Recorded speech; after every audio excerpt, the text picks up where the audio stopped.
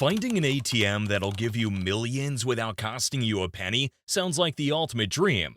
But for one Australian bartender, that dream became a reality as soon as he discovered a glitch in the ATM system that handed him a whopping $1.6 million. This, however, didn't change the fact that it was illegal. But free cash is hard to resist.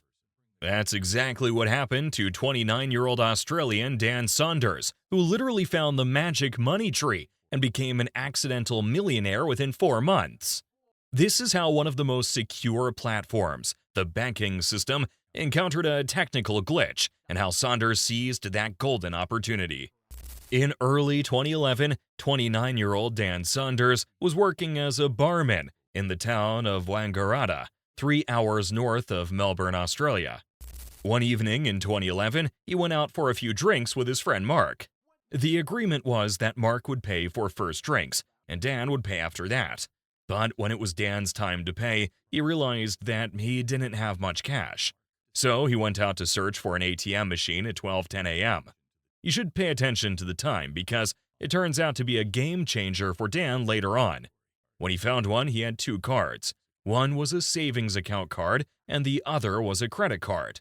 Both the cards were from the National Australia Bank. He first inserted his savings account card into the ATM, but unfortunately it had 0 balance. Little did this poor guy know that this was the last time he would see an empty bank account. So all he had left was his credit card.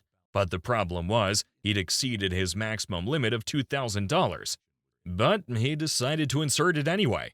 And indeed, his account showed a negative balance of $1,995, meaning he only had $5 left before reaching the card's maximum limit. However, Dan explained that he was more than a little tipsy by that time, and what was about to happen next drove him even crazier. He decided to transfer $200 from a credit card account to the savings account, despite having a negative balance of $1,995. As soon as he pressed confirm, the result was obvious. An error message appeared on the screen indicating that the transaction was invalid, and the ATM automatically ejected the credit card. But next, he did something ridiculous. Until this date, Dan himself doesn't know why he again inserted his savings account card. His tipsy brain wanted to see if the $200 had been transferred to his savings account. But as he entered the amount, instead of receiving an error message, the machine literally gave him $200 in cash. That transaction was very strange, as nobody knew where the money had come from. However, Dan didn't pay much attention to it. All he did was take that cash and returned to the bar.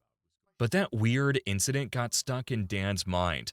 So he decided to stop that night at the same ATM again. It still wasn't quite 1 a.m. The time once again played a crucial role. You'll see how later on. Upon reaching the ATM once again, he inserted the card, this time just for fun. He repeated the whole process again, and wouldn't you believe it, he hit the jackpot again. He transferred another $200 and withdrew the cash, then $500, then $600, just to see what would happen. It was like a magic trick.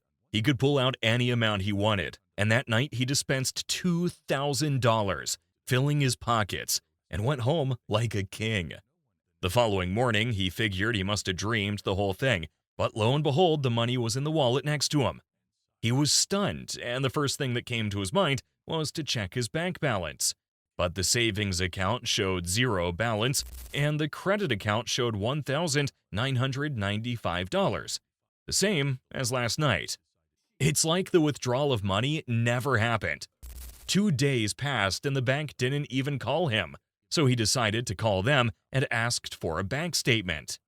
The surprise was, this time, the system corrected itself in the savings account. It showed a negative of $2,000. And the credit card was the same as the negative of $1,995. Now, that meant that the withdrawal he made from the savings account had been reversed and turned into a debt. Dan found the first loophole.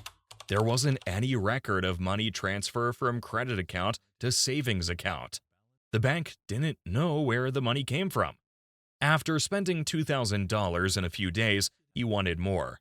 But before that, he had to figure certain things out. After analyzing, he discovered the second and most crucial loophole. The ATM got disconnected from the bank and the internet between 12 a.m. and 1 a.m. However, no matter how much money he withdrew, the bank eventually corrected itself and put him in debt. So he had to determine the timing of the bank's correction. The next day, following the same process, he withdrew $2,000 again, this time effectively hacking the system. After the withdrawal, he kept calling the bank to find out when it would correct the system. It turned out it took 24 hours to do that. And this would be his third loophole to becoming a millionaire. He understood the glitch that if you stayed ahead of that reversal by doing another transfer within 24 hours, you could trick the system into thinking you had millions. And that's how the ATM glitch money-making scam began. Dan wasn't a thief. Up to this point in his life, he'd never been involved with the police and hadn't received as much as a speeding ticket. But now he had to continue what he started. He made transfers every night between 12 a.m. and 1 a.m., or else his bank account would be frozen because he already surpassed his limit. For 4 months straight, this guy enjoyed a lavish lifestyle and lived like a millionaire. During that time, he partied hard and traveled the world. Dan chartered private flights, paid off friends' student loans, and even paid for homeless people to have a place to stay for the night. He felt like a rock star, buying whatever he wanted and partying like crazy. And when asked about it, he said, "If you have imagination and money, you're able to help people live their wildest dreams." Dan's girlfriend, a teacher at a local primary school, became increasingly concerned about the amount that Dan was spending and the fact that he seemed to visit ATMs so often. Although the two had planned to get married, she ended the relationship. After the breakup, his spending quickly skyrocketed. He began to pay for the company of women and take friends on exotic short breaks. On one occasion, chartering a helicopter to take a small group to a $2,000 per night luxury hotel. Bizarrely, the bank didn't seem concerned. They would occasionally call Dan to confirm it was him who'd used the card for unusually large amounts, but as long as he confirmed, there didn't seem to be a problem. On one occasion, a member of staff from the bank called to ask why Dan had tried to withdraw $900,000 from an ATM. He told them he'd been drunk and probably had pressed the wrong buttons. However, if you've done the right thing for the best part of your life, and then you start doing the wrong thing, naturally your mind freaks out. And this happened in real time with Dan Saunders. He soon started worrying about getting caught and the potential repercussions. He started having anxiety attacks and nightmares about being apprehended by SWAT teams. 4.5 months after he was flooded with cash, Saunders confided in his therapist, who told him it was time to turn himself in, because he couldn't take it anymore. He estimated that by that time, he'd spent over $1.6 million, which was a sum he couldn't hope to repay. Dan knew that when he stopped making the transfers, the bank would recognize that he was massively in debt, but he decided to stop his addiction anyway. The following month, he called the bank. The bank implied that they knew what he'd been doing, but refused to talk to him because they claimed they'd handed the matter over to the police. So Dan waited for the police. But shockingly, nothing happened. For 3 more years, nothing continued to happen.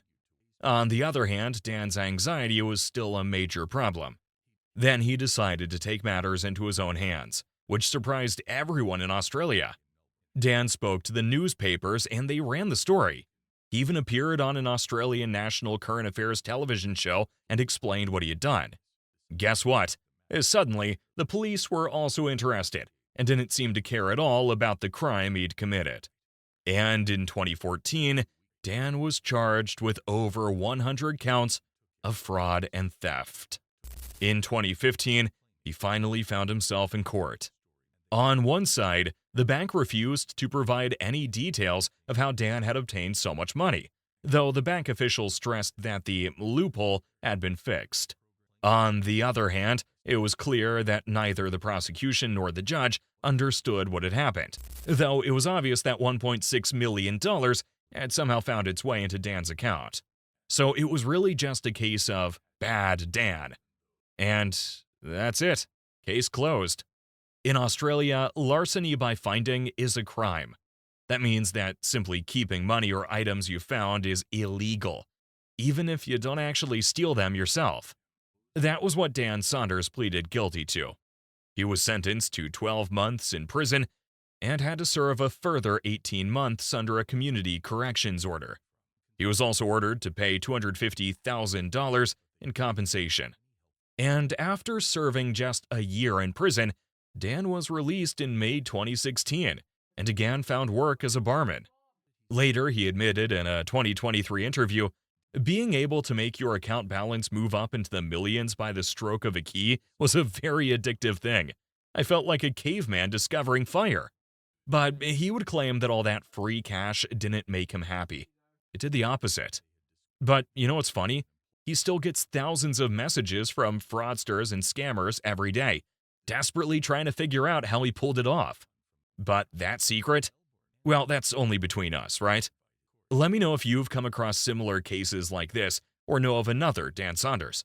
Also, don't forget to leave a like and hit that subscribe button. See you next time.